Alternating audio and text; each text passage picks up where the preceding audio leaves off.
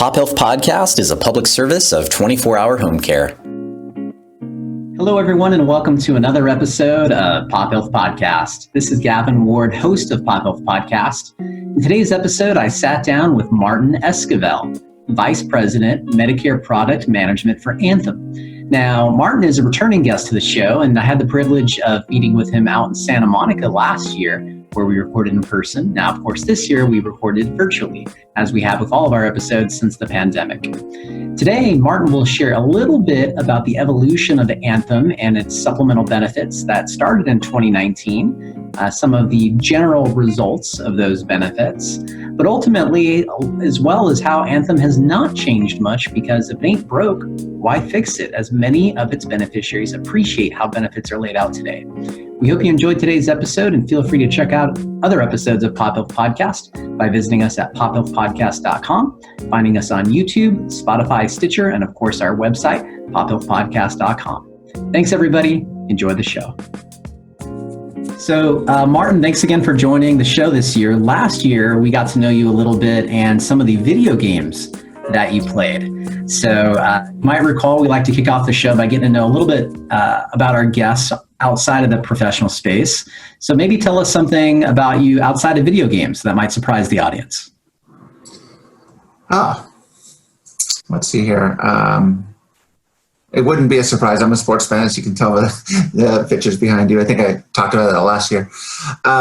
This year, why don't we talk about my latest obsession, and that is I've decided after a lot of years of playing golf very poorly, actually try to improve. And so, took the opportunity, once we got past being fully locked down during the pandemic, to hire a golf coach, not just for me, but for the kids as well. I think as a reminder, I do a lot with them. My daughters are now 24 and 22, and I have a 13-year-old boy. And this is their introduction to golf, all three of them. And so we're all getting coached at the same time. And it's been pretty awesome, actually. The kids are pretty competitive. And so watching them compete with each other, just like we did with video games, has been a lot of fun. It's been a lot of fun. So.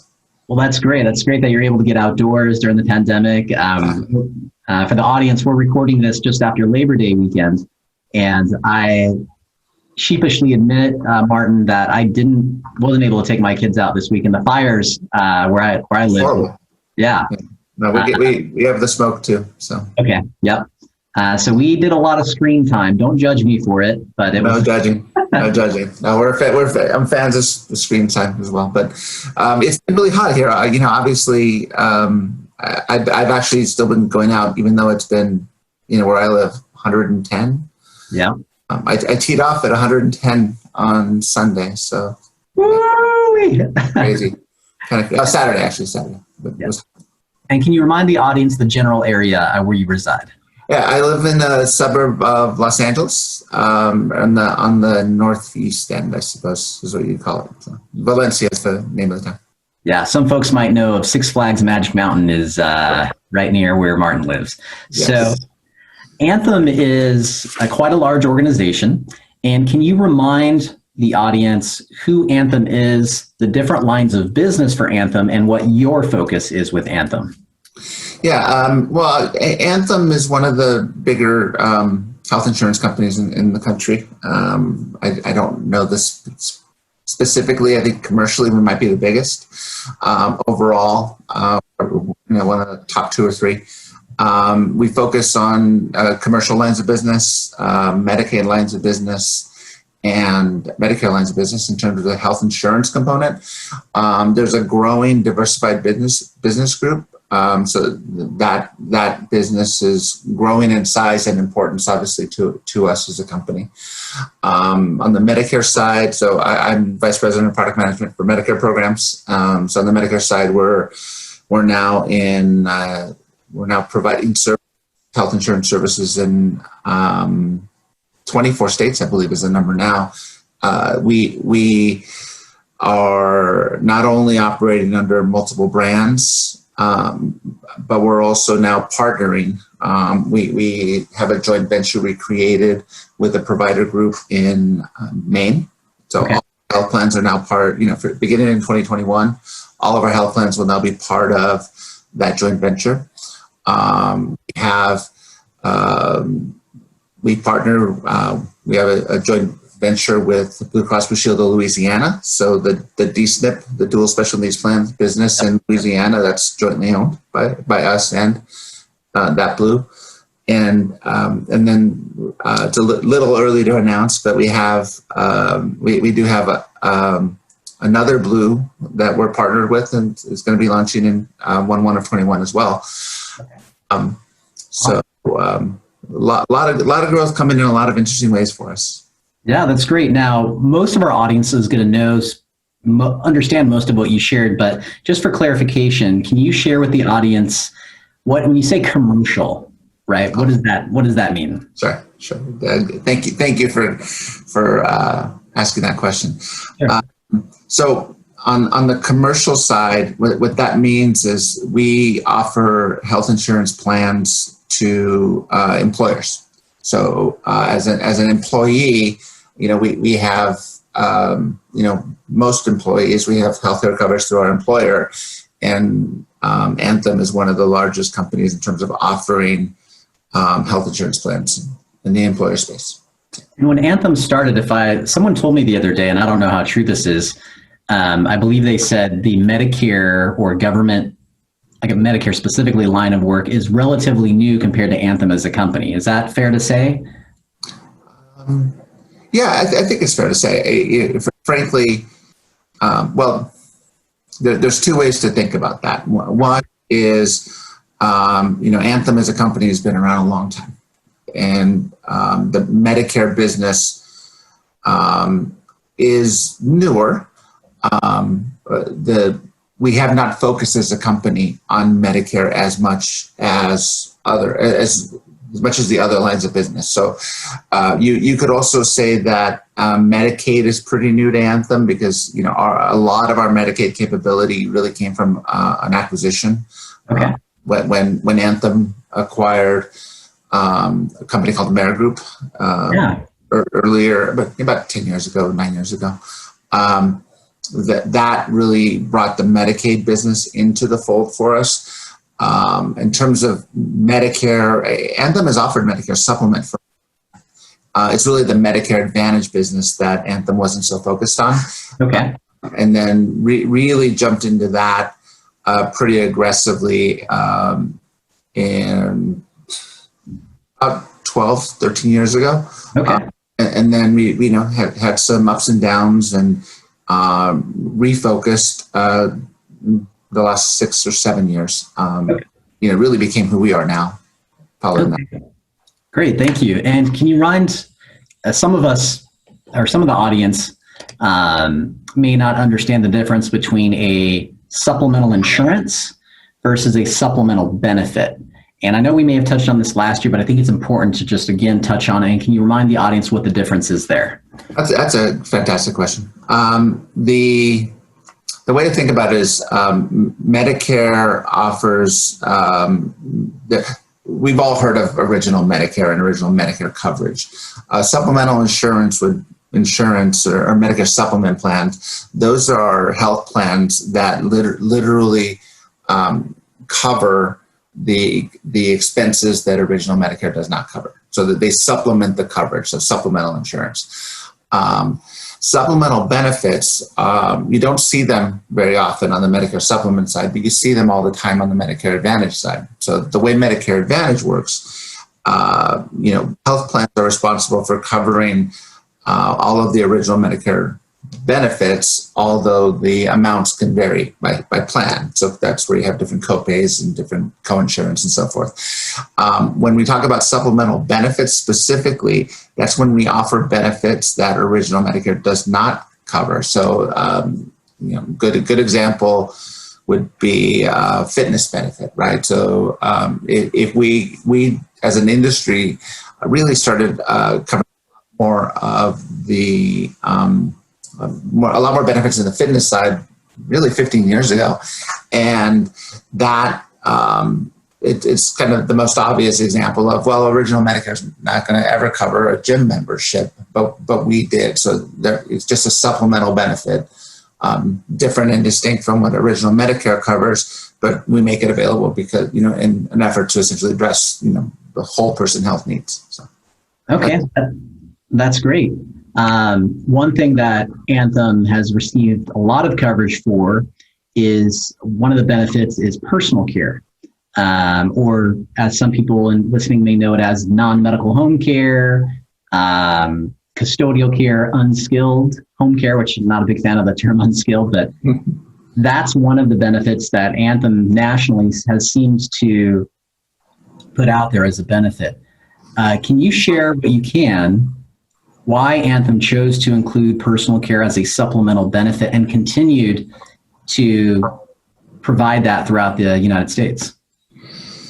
Absolutely. So if you recall from last year's conversation, what we did when CMS began to offer flexibilities in the summer of 2018 in terms of what would be allowed in the supplemental benefit space, we felt it was important to address all aspects of one's health and trying to facilitate how one accesses care. In doing so, we recognize that everybody has different needs, and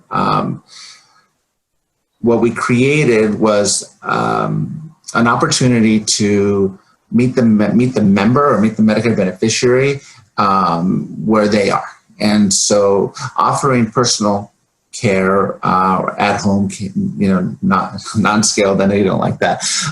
Accessing, providing services in the home for us was a natural for people that have limitations in activities of daily living, right? So by providing the service hours, so I think that our benefits specifically, it's up to 4 hours per day, up to 124 hours for a year. So it's fairly robust coverage.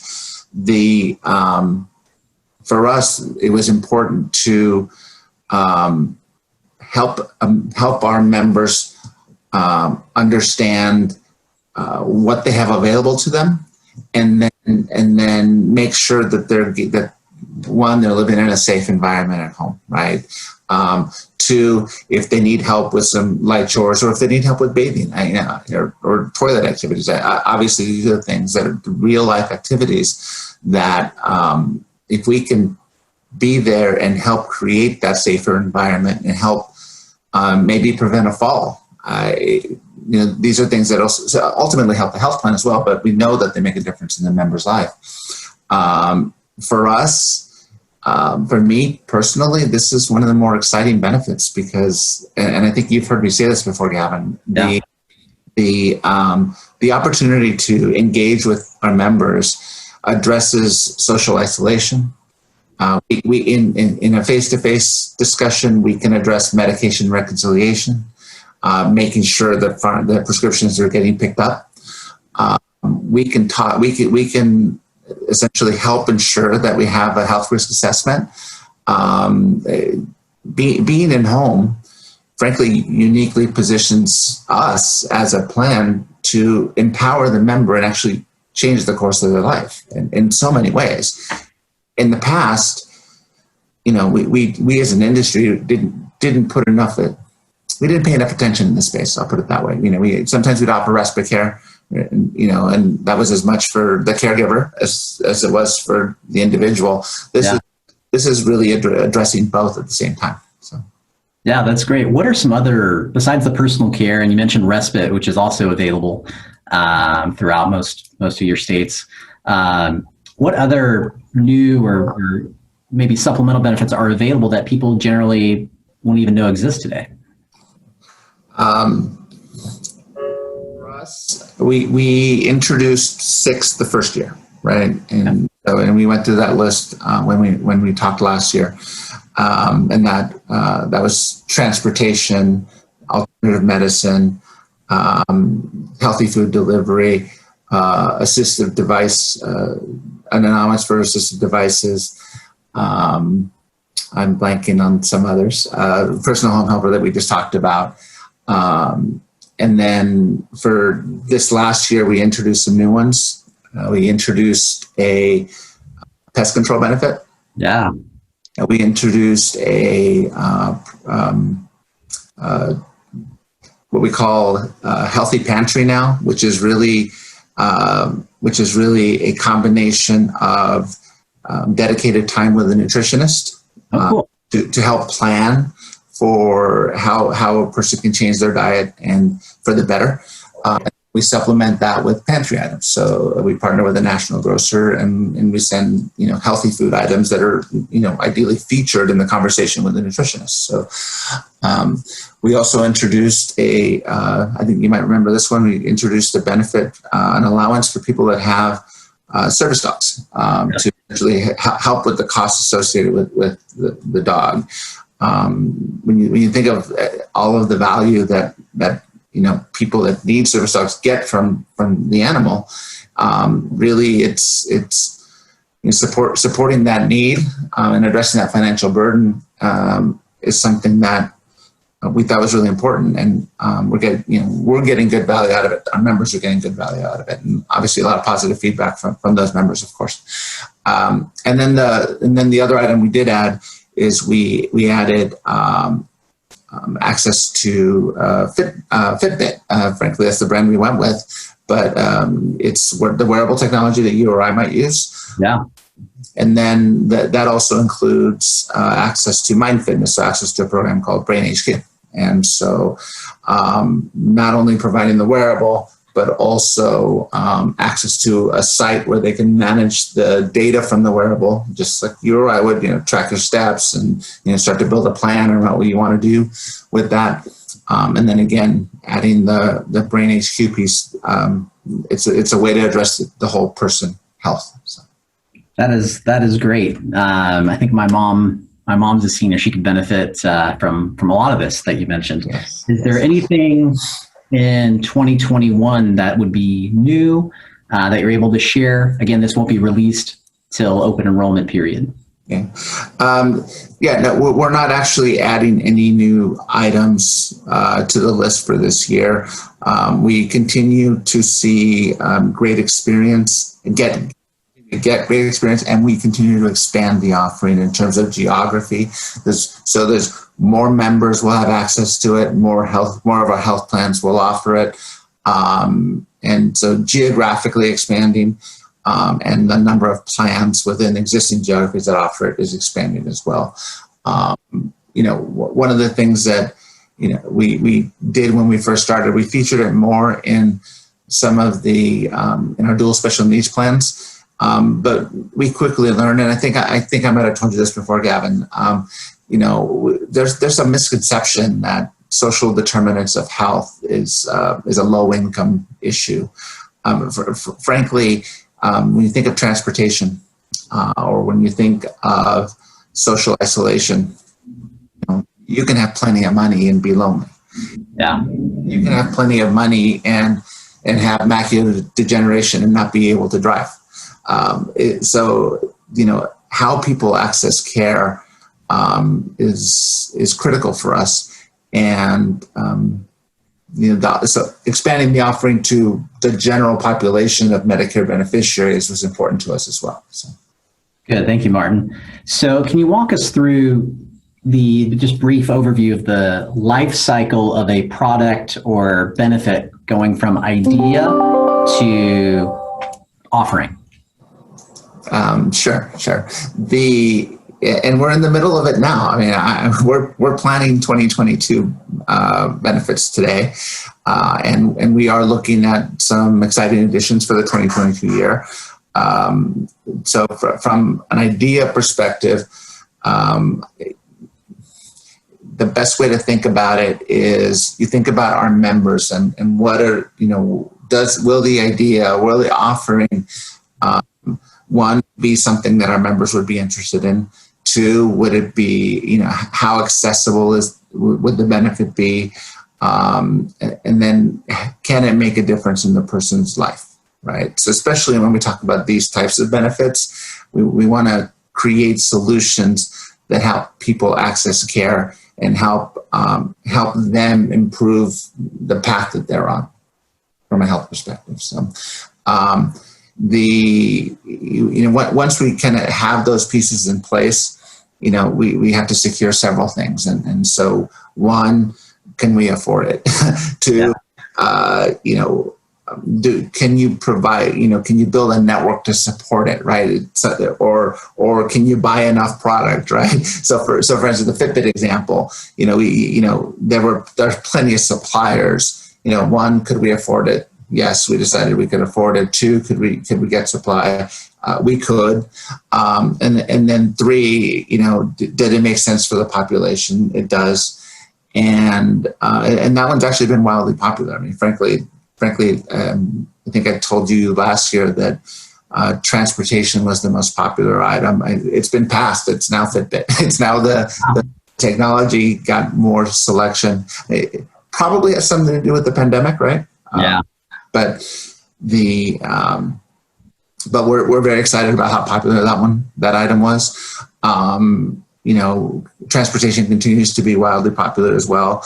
And the personal home helper continues to grow, which again is the one that I'm most excited about. Yeah, no, definitely.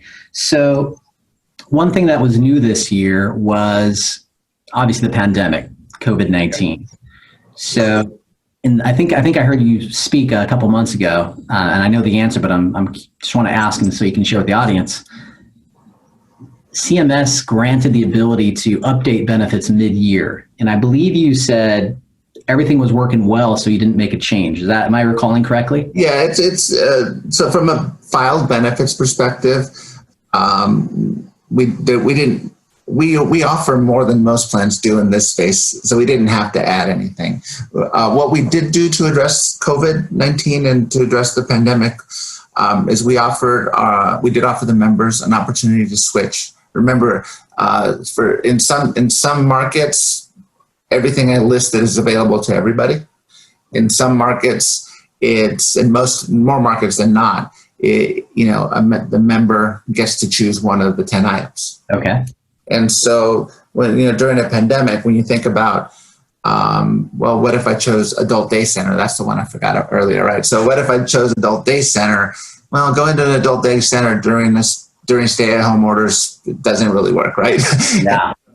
So we did offer our members the opportunity to switch their selection. So for us, that was a no-brainer. The other thing that we did do is that we shifted our healthy meals program, and we made so if you remember, this offering is built around what I like to call a hub, right? We have an internal team that helps our members select an item if needed. So which benefit makes the most sense for them.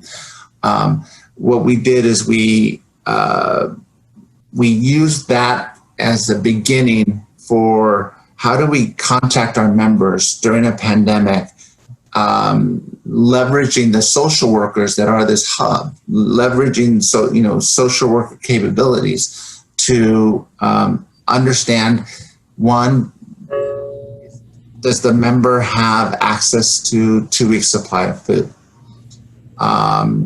If they don't, how can we help? And so that started by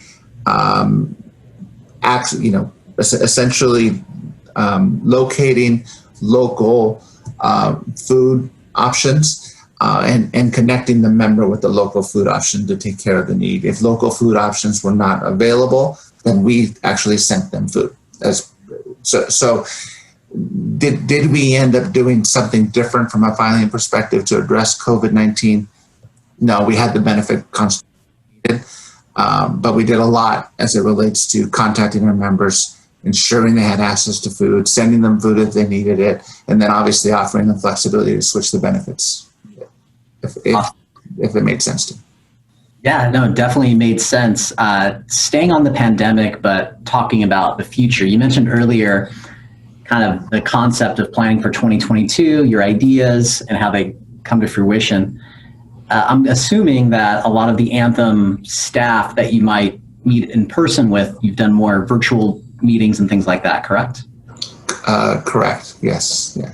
So has the pandemic slowed down the benefit making process, or have you been able to pretty much be full steam ahead?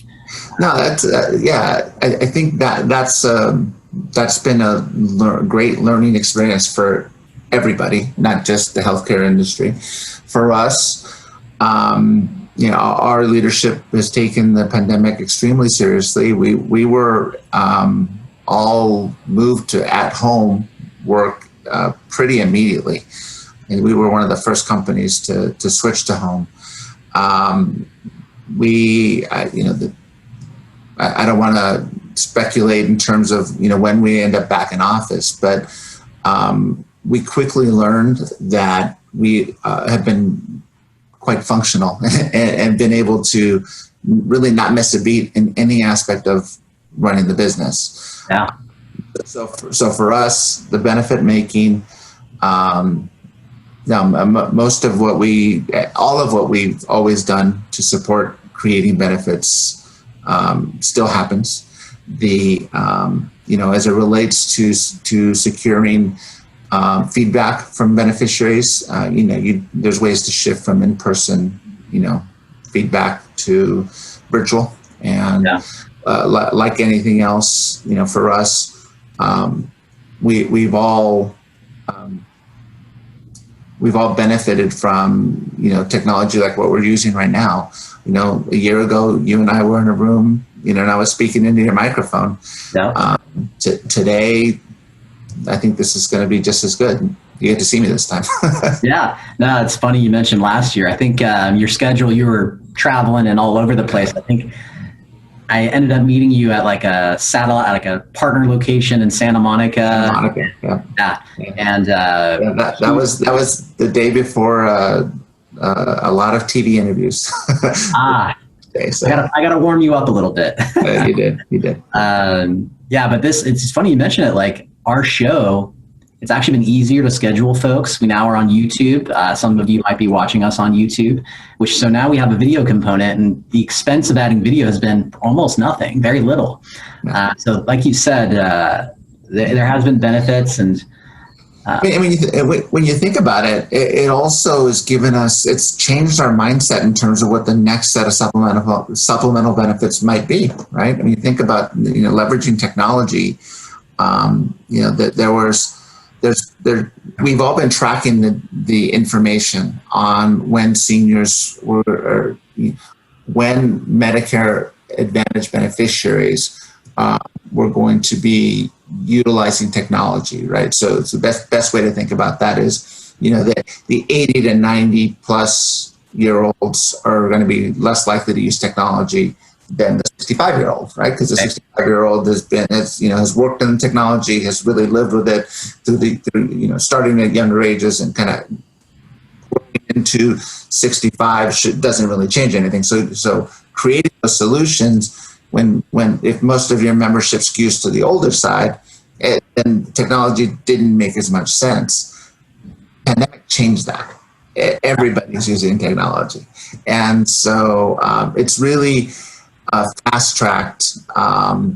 It's fast-tracked how we communicate as a nation or as a world, and it's obviously given us a lot of ideas in terms of what we should be thinking about going forward as it relates to Medicare offerings. So.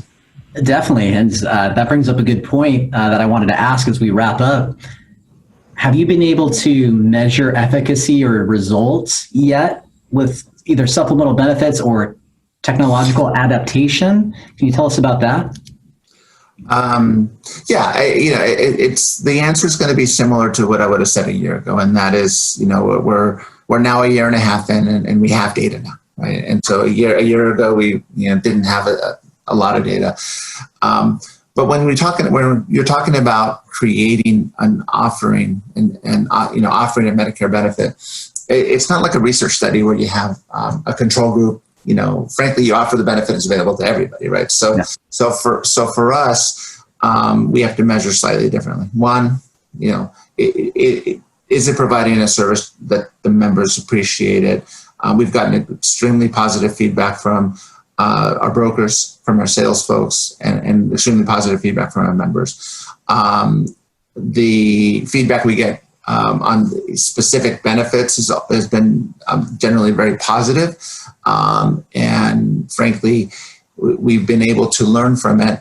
The other example I typically bring up as it relates to how we measure success is that of attribution. Frankly, when we offer a benefit and when a member, let's call him Joe Smith, Joe Smith has a better health year in 21 or in 20 than he did in 19. Well, Joe Smith might have changed his PCP this year. Joe Smith might have had somebody in the home that was talking about medication reconciliation and that helped make the difference in his life. Joe Smith may have gotten a new girlfriend. Joe Smith may have, 19 might have been a recovery year from a bad year in 18, so he's just continuing to get better. Any number of factors come in, some of which we have access to. We can see claim data, and some of which we don't.